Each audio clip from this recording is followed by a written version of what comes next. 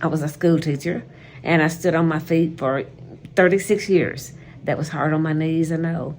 And then I went from there. I did not like retirement, so I went to working at a career center that I want to be well and continue to be able to help people.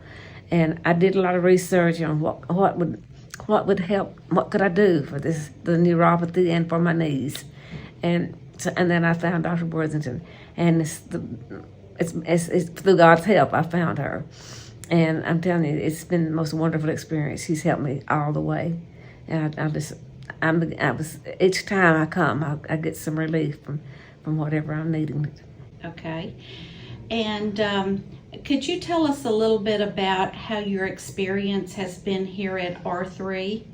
Wonderful. I've been treated like a queen ever since I've been coming here. I love it. Love everybody here. Chris, he's so sweet. He always treats me so good, and so does Dr. Worthington, and I love it here.